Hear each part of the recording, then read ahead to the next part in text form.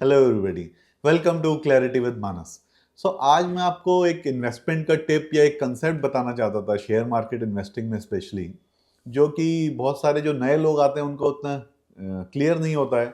और बहुत सारे लोग फंडामेंटल इन्वेस्टिंग के लिए बहुत सारी किताबें पढ़ते हैं, बहुत सारे कंसेप्ट समझते हैं, और जो पूरी फाइनेंशियल एनालिसिस कैसे करते हैं, प्रॉफिट एंड लॉस स्टेटमेंट को क्या देखते हैं, बैलेंस शीट को कैसे समझते हैं, ये सब चीज़ें तो बहुत सारे लोग फंडामेंटल में समझते हैं।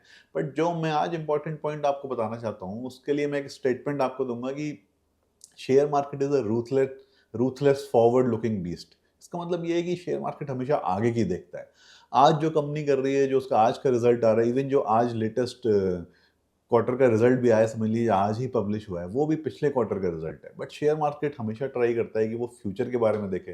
फ्यूचर डायरेक्शन क्या है कंपनी का, क्या कंपनी का माहौल अच्छा हो रहा है कि खराब हो रहा है, क्या डायरेक्शन सही है, कंज्यूमर का फ्यूचर बिहेवियर कैसा है, क्या उसके कस्टमर्स जो उसका पूरा मार्केट शेयर है उसकी तरफ जा रहे हैं कि नहीं जा रहे हैं, क्या कंज्यूमर्स का बिहेवियर उस कंपनी की तरफ अच्छा हो रहा है कि नहीं हो रहा है, क्या ओवरऑल कंज्यूमर बिहेवियर उस सेक्टर की तरफ अच्छा हो रहा है कि नहीं हो रहा है। यही सारी चीज़ें स्टॉक मार्केट बहुत तेज़ी से देखता है और उसको बहुत तेज़ी से डिस्काउंट करने की कोशिश करता है, और उसी हिसाब से स्टॉक का प्राइस भी मूव होता है और कंपनी में रिटर्न्स भी बनते हैं। क्योंकि देखिए, जो फंडामेंटल इन्वेस्टिंग की आप सारी बुक्स पढ़ेंगे या फिर कुछ और इस टाइप की फाइनेंशियल एनालिसिस के ऊपर नेट पे पढ़ेंगे, तो आपको मिलेगा कि बैलेंस शीट एकदम प्रिस्टीन होनी चाहिए, आरओई 25-30% होना चाहिए, डेट टू इक्विटी रेशियो बहुत कम होना चाहिए, और ऐसी कंपनीज में इन्वेस्ट करना चाहिए।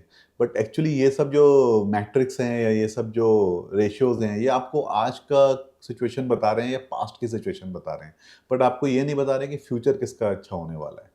क्योंकि कई बार ऐसा हो सकता है कि कंपनी आज प्रॉफिट ना बना रही हो, आज इवन प्रॉफिटेबल एबिटा लेवल पे भी प्रॉफिटेबल ना हो, बट अगर आप उसका डायरेक्शन देखेंगे तो आप समझ जाएंगे कि धीरे धीरे कंपनी की सेल्स इंप्रूव हो रही है, जो नेगेटिव के मार्जिन हैं वो धीरे धीरे रिड्यूस होते जा रहे हैं, और जो ओवरऑल इंडस्ट्री का जो बिहेवियर है वो उस कंपनी की तरफ मूव हो रहा है, या फिर जो ओवरऑल मार्केट शेयर है उस कंपनी का बढ़ रहा है, या फिर जिस पर्टिकुलर नीश में वो कंपनी है, सारे कंज्यूमर्स का बिहेवियर इस तरीके से चेंज हो रहा है कि सब लोग उस डायरेक्शन में जा रहे हैं।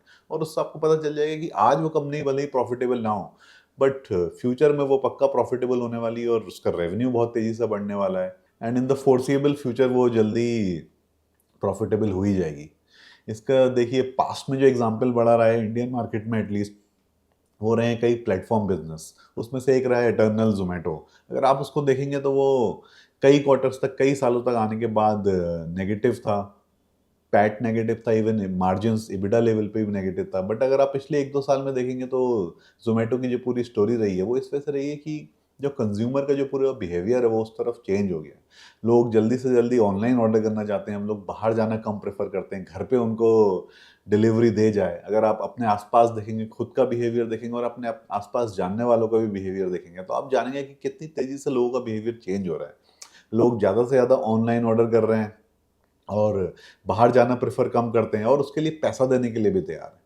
तो ये जो पूरी इटर्नल ज़ोमैटो की स्टोरी है, ये अगर आप आज से 1-2 साल पहले देखते, तो आप फ्यूचर डायरेक्शन और future direction of the company और the future direction of the consumers है, उसको देख के आप जज कर सकते थे या एटलीस्ट एस्टिमेट कर सकते थे कि ये बिज़नेस जिस डायरेक्शन में जा रहा है वो अच्छा कर रहा है। भले ही कंपनी आज प्रॉफ़िट नहीं बना रही है, आज हो सकता है उसका आरओई कुछ दिखे ही ना, नेगेटिव में प्रॉफ़िट हो।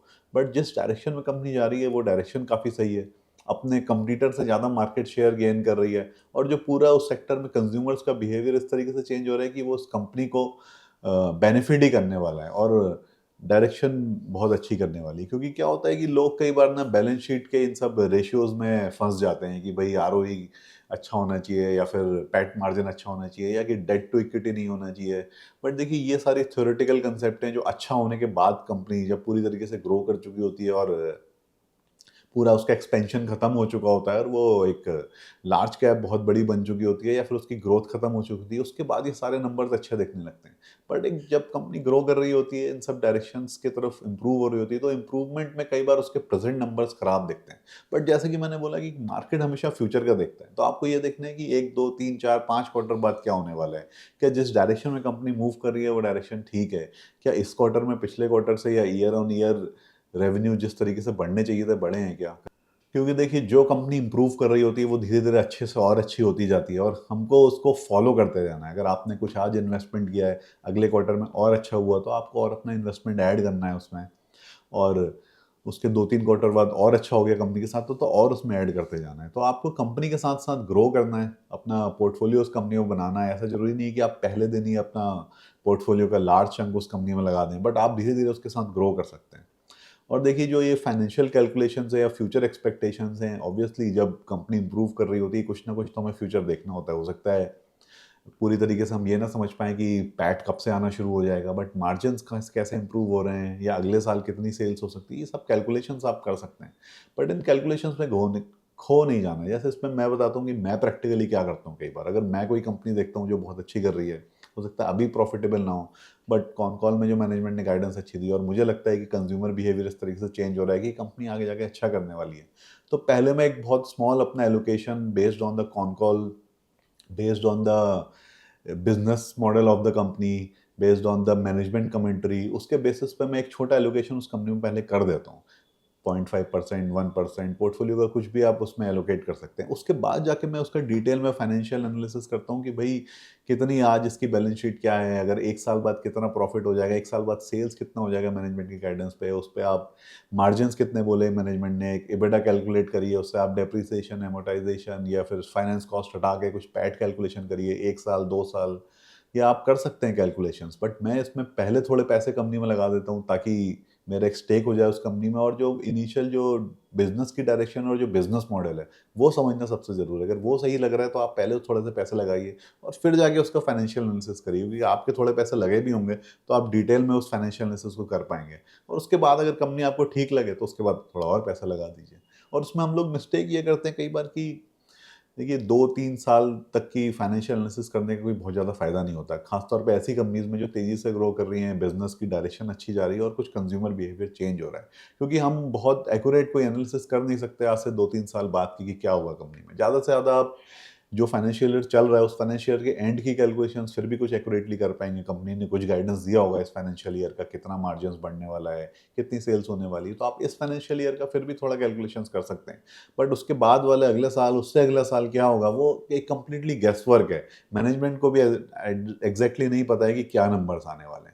तो आपको ऑब्सेस नहीं करना है इसके ऊपर कि एग्जैक्टली क्या नंबर्स होंगे। आपको ये देखना है कि क्या सही डायरेक्शन में जा रही है कंपनी की, नहीं जा रही। जैसे उसका एक जो प्रेजेंट सही एग्जांपल चल रहा है, और देखिए जो मैं भी कंपनीज के नाम लूंगा, ये कोई रिकमेंडेशन नहीं है, आपको एग्जांपल समझाने के लिए या इस कंसेप्ट को समझाने के लिए कोई ना कोई कंपनी का नाम तो मुझे लेना पड़ेगा।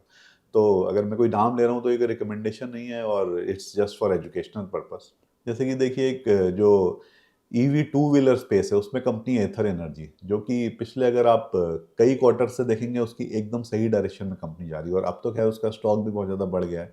बट आप आज से 2-3 क्वार्टर पहले भी अगर देखेंगे तो आप समझ सकते थे कि जो पूरा माहौल है ईवी में, टू व्हीलर्स में खासतौर पर, वो इस तरीके से चेंज हो रहा है कि ईवी के वॉल्यूम्स बढ़ रहे हैं।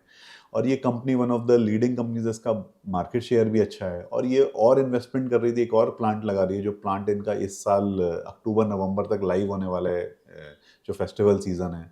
तो और जो मार्केट शेयर है ईवी टू व्हीलर्स का, वो ओवरऑल टू व्हीलर्स में बढ़ता जा रहा है। और आपको समझ में आ रहा था कि ये पेनिट्रेशन बढ़ता जा रहा है। आप अपने आसपास भी देख रहे हैं, हर कोई, बहुत सारे लोग टू व्हीलर्स में ईवी को प्रेफर कर रहे हैं। और जो बड़ी बड़ी कंपनीज हैं, जो लेगेसी कंपनीज हैं टू व्हीलर्स की, चाहे हीरो हो, टीवीएस हो, बजाज हो, वो सारी की सारी ईवी लेके आ रही हैं, और वो भी बात कर रही हैं ईवी के एक्सपेंशन का और ईवी की पेनिट्रेशन ग्रोथ का। तो बहुत तेजी से आप, आसानी से आप समझ सकते थे कि ये जो पूरा कंज्यूमर का बिहेवियर है और जो इंडस्ट्री का माहौल चेंज हो रहा है, ये ईवी टू व्हीलर्स की तरफ हो रहा है। और आप इस कंपनी को अगर आप देखेंगे 2-3 क्वार्टर पहले तक भी, तो आप अगर इसके फाइनेंशियल स्टेटमेंट देखते हैं तो आपको दिखता कि कंपनी में मार्जिन्स नेगेटिव है, लॉसेस हो रहे हैं बहुत ज़्यादा। और हो सकता है कुछ लोग ये फाइनेंशियल मैटर्स देख के इन्वेस्ट ना करें, आरओसी आपको कुछ दिखेगा नहीं कंपनी का, और डेट टू इक्विटी रेशियो भी थोड़ा दिखेगा कि डेट है कंपनी के ऊपर। तो ये सब देख के हो सकता है कई लोग इन्वेस्ट ना करें कि यार ये कंपनी का तो फाइनेंशियल सही नहीं है, पता नहीं है जब फाइनेंशियल्स इंप्रूव हो जाएंगे तब हम इन्वेस्ट करेंगे, अभी तो कुछ गड़बड़ लग रहा है कंपनी में। बट अगर आप वेट करेंगे फाइनेंशियल्स इंप्रूव होने का, तो तब तक स्टोरी शायद काफ़ी हद तक निकल जाएगी वहाँ से, और स्टोरी ओवर हो जाएगी। क्योंकि आज भी अगर आप देखेंगे जो लेटेस्ट क्वार्टर के रिजल्ट आए, उसमें भी EBITDA पॉजिटिव, शायद जस्ट पॉजिटिव हुआ है कंपनी का, ऑलमोस्ट 0-0 पे जाके आया है, वो भी अभी जाके। और पैट लेवल पे तो अभी भी नेगेटिव ही है, लॉस ही हो रहा है कंपनी को पैट लेवल पे। बट अगर आप इसकी जर्नी देखेंगे पिछली 3-4-5 क्वार्टर की, तो आपको आज से 3-4 क्वार्टर पहले ही समझ में आ जाता है कि कंपनी सही डायरेक्शन में जा रही है, और पूरी इंडस्ट्री भी सही डायरेक्शन में जा रही है, और यही टाइम है इस कंपनी में इन्वेस्ट करने का। बट अगर आप फाइनेंशियल जो रेशियोज है उसमें खो जाएं, या फिर आप सोचें कंपनी पैट पॉजिटिव कब होगी, 2-3 साल बाद रेवेन्यू कितना होगा, मैं 3 साल का पैट निकाल लूँ, 3 साल बाद का पी रेशियो निकाल लूँ, ये आप कर सकते हैं कैलकुलेशंस। और फ्रेंकली स्टैंडर्ड डिस्क्लेमर, मैंने भी इस कंपनी में इन्वेस्ट किया और ये सारी कैलकुलेशंस करी हैं। बट जैसा मैंने बोला कि पहले तो मैंने समझ के कंपनी को और जो पूरी डायरेक्शन है इस पूरे सेक्टर की, उसको देख के पहले तो इन्वेस्ट कर दिया कंपनी में थोड़ा सा, और फिर रिजल्ट्स आए तो थोड़ा सा और इन्वेस्ट कर दिया, फिर कुछ कुछ कैलकुलेशंस करी डिटेल में, बैलेंस शीट पढ़ के, कौन कॉल समझ के 1-2 साल की कैलकुलेशंस करी, उस कैलकुलेशंस को रिवाइज किया। बट बहुत ज़्यादा उस कैलकुलेशन से मेरे इन्वेस्टमेंट थीसिस पे कोई फ़र्क नहीं पड़ा। It is just a comfort factor for me कि हाँ भाई, कुछ तो मैंने कैलकुलेशन करी, कुछ मैंने नंबर्स निकाले हैं और कंपनी का प्रॉफिट आ जाएगा 2-3 साल में, जस्ट अपने आप को मेंटल सेटिस्फेक्शन देने के लिए। बट इसका इन्वेस्टमेंट थीसिस से बहुत ज़्यादा रिलेशन नहीं है। इन्वेस्टमेंट थीसिस आपको करनी है बिजनेस मॉडल पे, डायरेक्शन ऑफ द कंपनी पे, डायरेक्शन जिस डायरेक्शन में पूरा सेक्टर जा रहा है, और क्या कंज्यूमर का बिहेवियर इस तरीके से चेंज हो रहा है कि वो जो प्रोडक्ट या जो सर्विस कंपनी दे रही है उसकी तरफ अट्रैक्ट हो रहा है कंज्यूमर, की नहीं हो रहा है।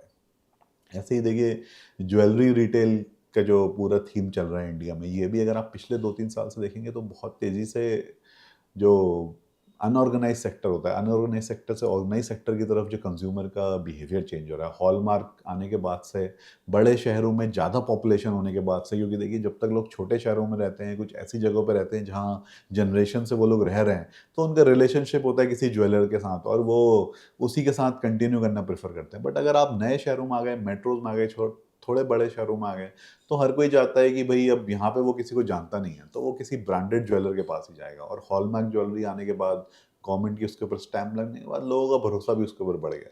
और डिज़ाइंस भी है जो ऑर्गेनाइज सेक्टर के जो ब्रांडेड ज्वेलरी रिटेलर्स हैं वो बेटर दे रहे हैं। तो हर तरीके से कंज्यूमर का बिहेवियर इस तरीके से चेंज हो रहा है कि वो ऑर्गेनाइज्ड ज्वेलरी सेक्टर की तरफ जा रहा है, इन ब्रांडेड ज्वेलर्स की तरफ जा रहा है। उनका जो शेयर आज से 3-4-5 साल पहले बहुत कम था, हर क्वार्टर में बढ़ता ही रहता है। तो इस तरीके से इस सेक्टर में भी आप आसानी से देख सकते हैं कि कैसे कंज्यूमर का बिहेवियर चेंज हो रहा है। और काफ़ी हद तक अब ये स्टोरी प्ले आउट हो चुकी है, बट अभी भी काफ़ी गैस बची है स्टोरी को प्ले आउट होने में। तो ये भी एक, देखिए, माहौल कैसे चेंज हो रहा है पूरे सेक्टर का, कंपनीज का, और जो कंज्यूमर का बिहेवियर है, यही सारे फैक्टर्स हैं जो आपको ट्रैक करने बहुत जरूरी है। और फिर उसके बाद आपको ढूंढना है कि सेक्टर में कौन सी ऐसी कंपनी है जो सबसे अच्छे से एग्जीक्यूट कर रही है, क्योंकि अल्टीमेटली देखिए, एग्जीक्यूशन का तो सारा खेल है ही है।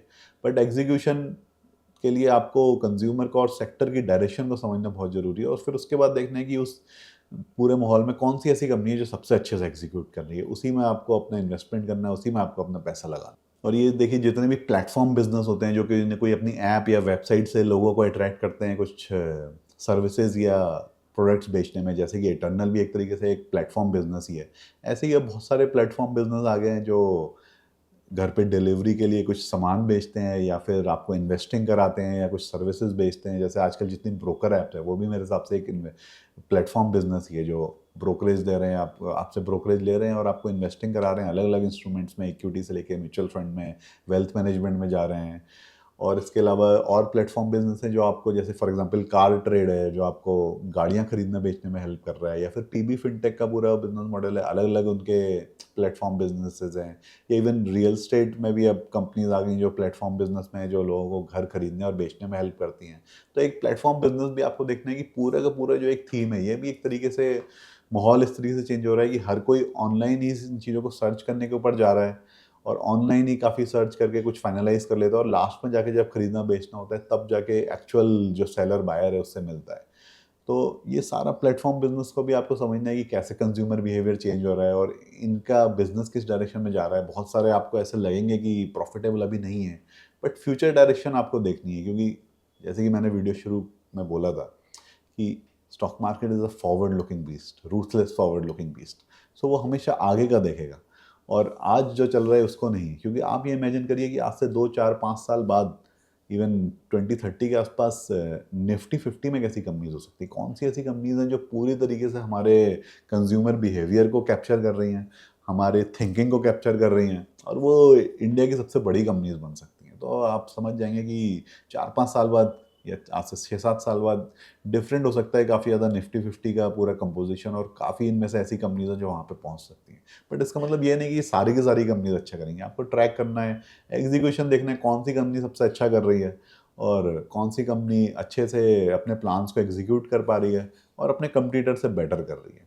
और जैसे जो मैंने बोला था बीच में इटर्नल की जो स्टोरी थी पूरी क्विक कॉमर्स और ई कॉमर्स को ऑर्डर करने की, उसी को लेके देखिए जो उसमें अब थर्ड पार्टी लॉजिस्टिक कंपनीज आ गई, वो एक तरीके से पूरा लॉजिस्टिक्स का और एक तरीके से पूरा जो सप्लाई चेन है वो डिस्टर्ब कर चुकी हैं। देखिए जो ट्रेडिशनल एफएमसीजी कंपनीज थी, उनका जो सबसे स्ट्रॉन्ग पॉइंट होता था, जो हिंदुस्तान यूनिलीवर है या फिर इस टाइप की और जो कंपनीज है, अगर आप पुरानी बुक्स पढ़ेंगे या इनका बिजनेस मॉडल, इनका मोड समझेंगे, तो एक supply chain is one of the important factors जो इनका होता है कि इनकी पूरी सप्लाई चेन होती है कि छोटे छोटे शहरों तक, हर स्टॉकिस्ट के पास, छोटे डीलर, सब डीलर्स तक अपना पूरा सप्लाई चेन बना के रखते हैं। और कोई भी नई कंपनी एंटर करती है तो आसानी से इस सप्लाई चेन को मैच नहीं कर सकती, डीलर्स को वो अट्रैक्ट नहीं कर सकती, कोई डीलर्स के पास आना नहीं चाहता क्योंकि उसके वॉल्यूम्स कम है, मार्जिन कम है, तो बहुत ज़्यादा कैपिटल इंसेंटिव हो जाता है किसी भी कंपनी के लिए अपना पूरा सा एक सप्लाई चेन बनाना पूरी कंट्री में, और हर स्टेट में कंपनी के, जहाँ पे आप स्टॉकिस्ट, डीलर्स, रिटेलर्स तक पहुँच सकें।